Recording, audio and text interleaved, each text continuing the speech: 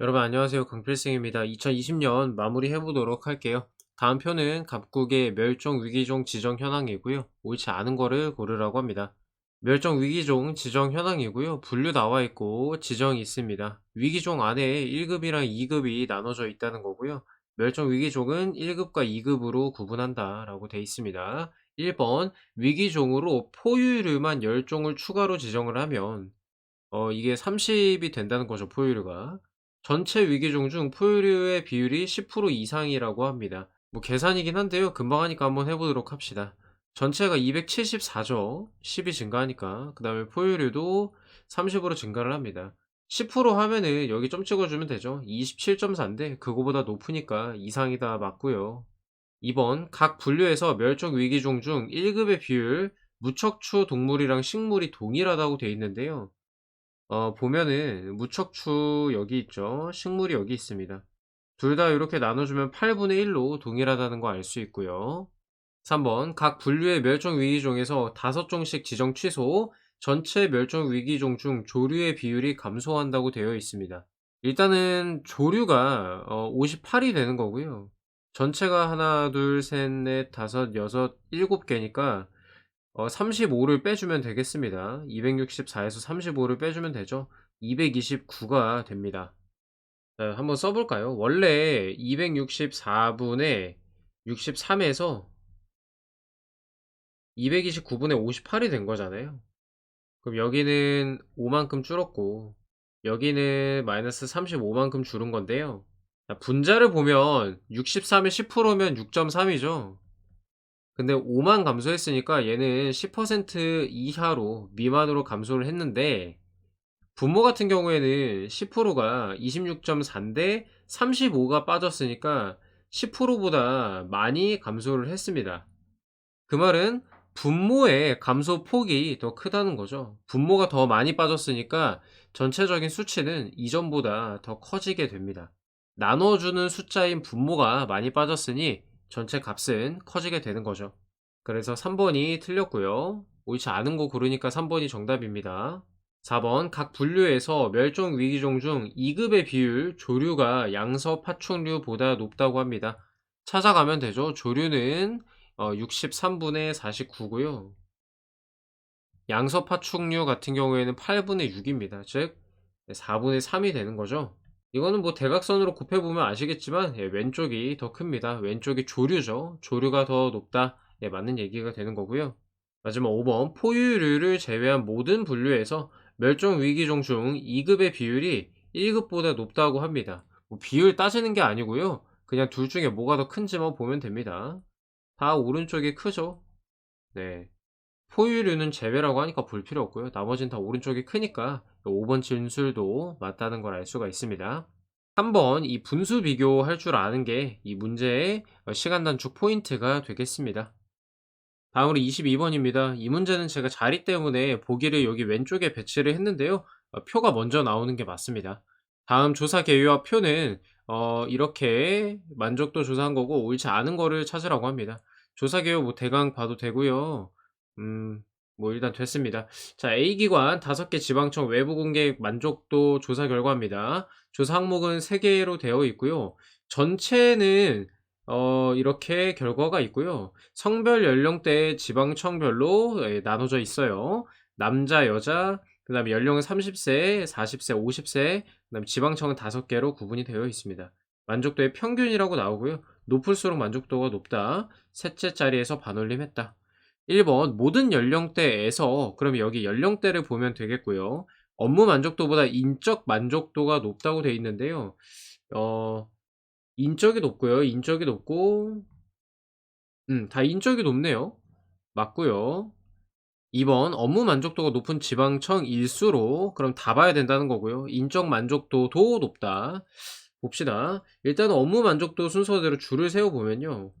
1, 2, 3, 4, 5 이렇게 되는 거고요. 같은 순서인지만 보면 되죠. 1, 2, 이거 두 개가 겹치고요.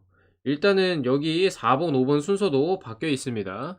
네, 그래서 틀렸다. 2번이 정답이다. 하시면 됩니다. 1분 안에 풀 수 있겠죠. 자, 다음 3번. 응답자의 연령대가 높을수록 마찬가지로 업무 만족도와 인적 만족도가 모두 높다고 돼 있는데요. 연령대 높을수록 네 업무 만족도 다 높아지고요. 인적 만족도도 다 높아지고 있습니다. 맞는 얘기. 그다음 업무 만족도, 인적, 시설 만족도의 합이 가장 큰 지방청은 경인청이다라고 되어 있는데요. 네, 뭐 이거 다 더해 보면 아시겠지만 이 경인청이 제일 높습니다. 각각 만족도에서 1 등을 하고 있는 애거든요. 그래서 얘도 당연히 맞다. 그다음에 5 번이 제일 중요합니다. 이 문제에서 이거를 배워 가셔야 되기 때문에 설명을 하는 거예요. "남자 응답자보다 여자 응답자가 많다."라고 하는데요. 자, "숫자를 어떻게 알아요?"라고 하실 수가 있습니다. 자, 여기 이 세 친구에다 주목을 좀 해 주시면 되는데요. 이게 가중치 개념을 떠올리시면 되는데 이 남자가 여기 있고요. 여자가 여기 있잖아요. 근데 평균은 여기 있죠. 어디에 더 가깝다? 이 여자 쪽에 더 가깝습니다. 0.03 차이가 나고요. 이 남자 쪽이랑은 0.06이 차이 나요. 이 거리의 비가 2대 1 이라는 거는 남자랑 여자의 그 인구수 비, 응답자 수 비가 1대 2가 된다라는 얘기입니다. 그래서 여자가 남자보다 2 배가 더 많다는 거를 알 수 있어요. 뭐 지금 문제에서는 2 배다 이런 건 따질 필요 없고 이 4.12라는 전체 평균값이 누구랑 더 가깝냐를 따져 주면 되겠습니다. 여자랑 더 가깝죠? 그럼 여자가 더 많은 거예요.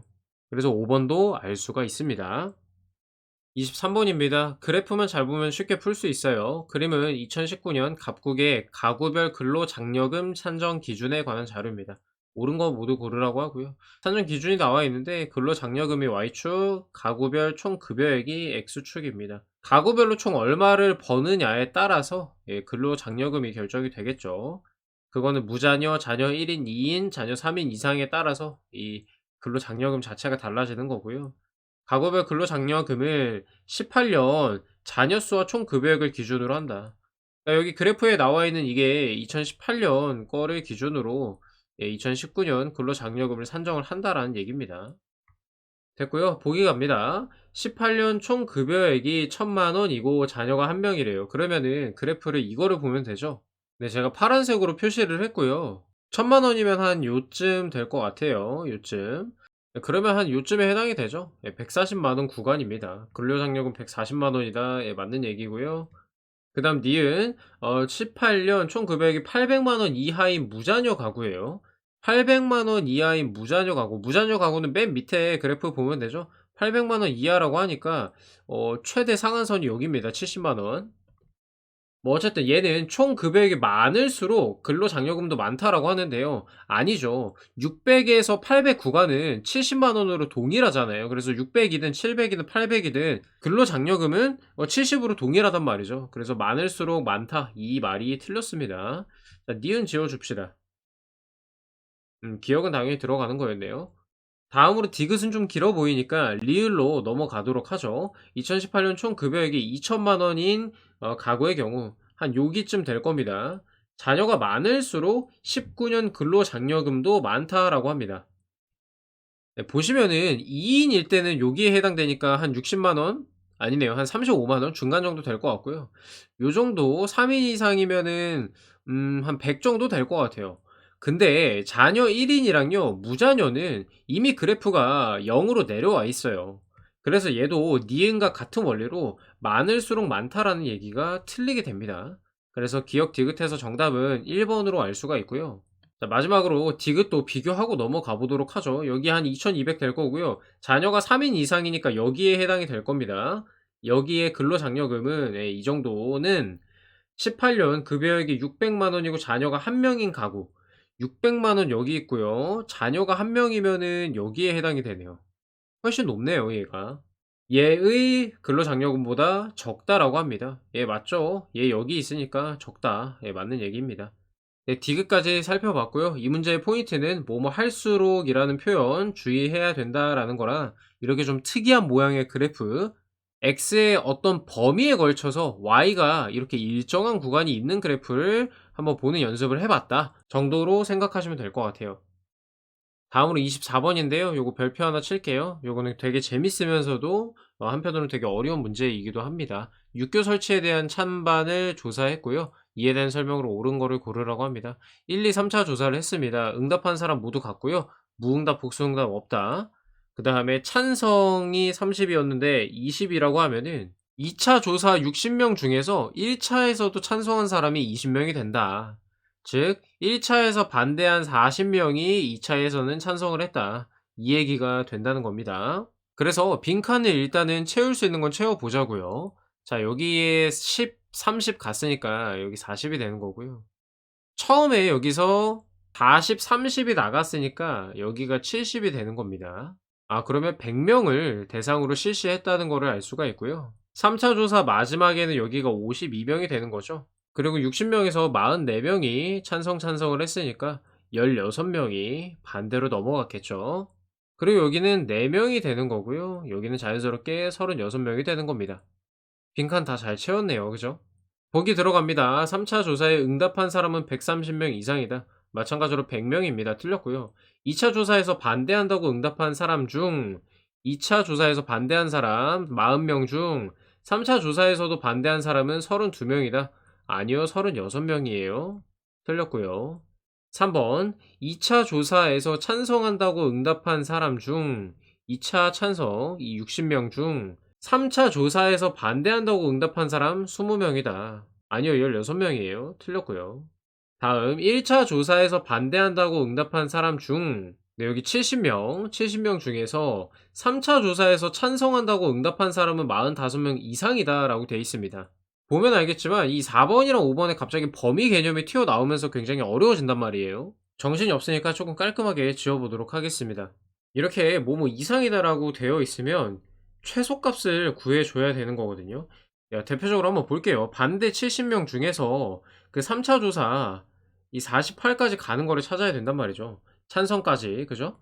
만약에 이 반대 70명 중에 40명이 찬성으로 갔잖아요. 이 찬성 중에서 16명이 반대로 빠져야 됩니다. 그게 이 40명에서 다 빠진다고 가정을 할게요. 그러면 최소값이 24가 남습니다. 적어도 3차 조사에서는 1차에 반대했던 이 70명 중에 24명이 여기로 간다는 거죠. 도식화를 하면 이거 무시하고요. 2차 때 40명이 넘어갔잖아요. 반대해서 넘어간 40명 얘기하는 거예요. 아래로 16명이 빠져야 되는데 다 여기서 빠졌다고 가정을 하는 거죠.